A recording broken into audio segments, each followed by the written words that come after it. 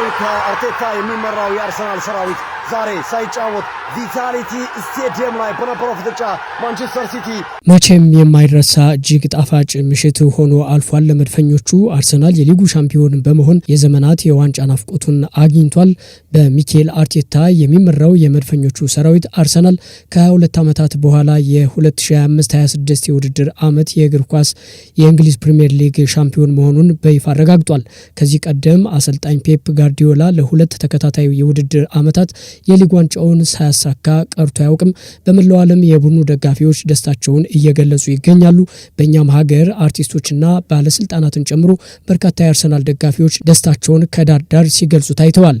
ዛሬ የአቤል ሚዲያ የመድፈኞቹን የዋንጫ ድል ይቃኛል። ተከታተሉን። ማንቸስተር ሲቲ ከቦርንማውዝ ጋር 1-1 በሆነ እኩል ውጤት መለያየቱን ተከትሎ አርሰናል የዘንድሮ የእንግሊዝ ፕሪሚየር ሊግ ሻምፒዮን መሆኑ ተረጋግጧል። በመሆኑም የአርሰናል የ22 ዓመታት የዋንጫ ድርቅ አብቅቶ አዲስ ደስታ፣ አዲስ ታሪክን መቀዳጀት ችሏል።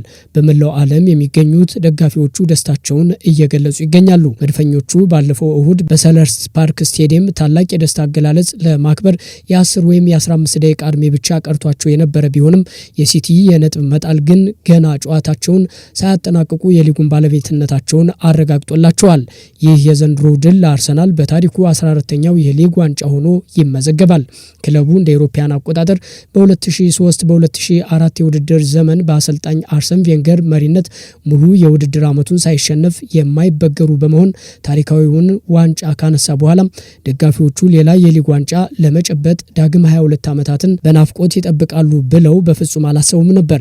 ላለፉት ጥቂት የውድድር ዓመታት ዋንጫው ከአፋቸው ላይ ሲቀማ የነበሩት የመድፈኞቹ ደጋፊዎች አሁን ላይ የረጅም ዘመናት ህልማቸው እውን መሆኑን ሙሉ በሙሉ ማመን ጀምረዋል።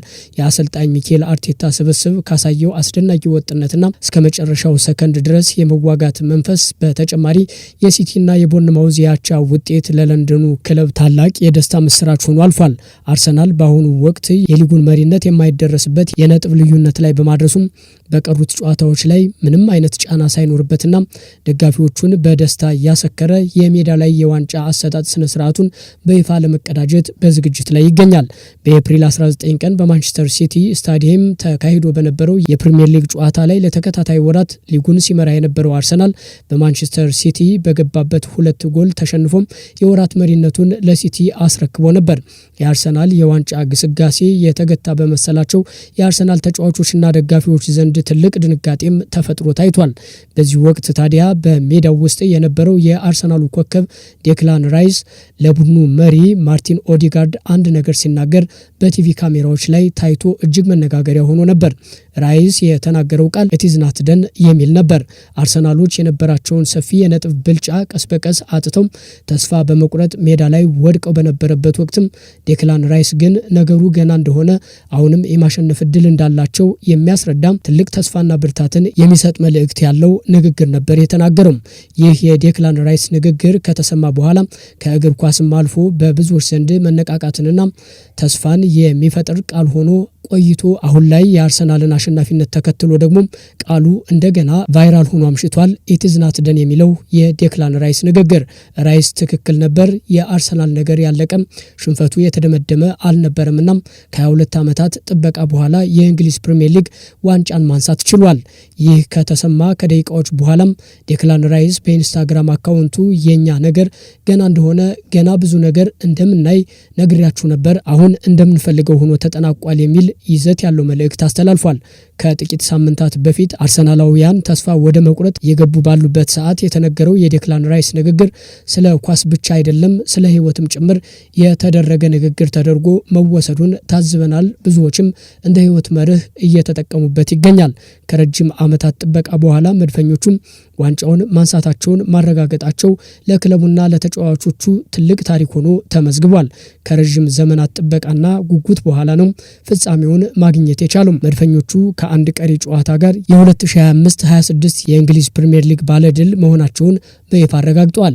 በ37ኛ ሳምንት የሊጉ መርሃ ግብር ማክሰኞ ምሽት የተካሄደው የማንቸስተር ሲቲ እና የቦርንማውዝ ጨዋታ 1-1 በሆነ አቻ ውጤት መጠናቀቁን ተከትሎ ሲቲዎች ከአርሰናል ጋር የነበራቸውን የነጥብ ልዩነት ማጥበብ ሳይችሉ ዋንጫ የሚያነሱበትን እድላቸውን አሳልፈው ሰጥተዋል።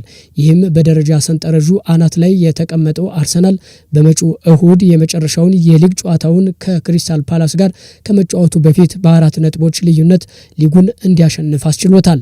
ይህ ድል ለአርሰናል ደጋፊዎች ታሪካዊ ነው።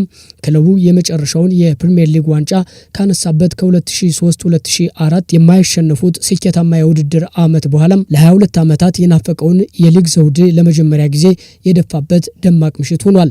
የኬንያው ፕሬዝዳንት ዊሊያም ሩቶና የሩዋንዳው መሪ ፖል ካጋሜ ለአርሰናል ደጋፊዎች የእንኳን ደስ አላችሁ መልእክት አስተላልፈዋል።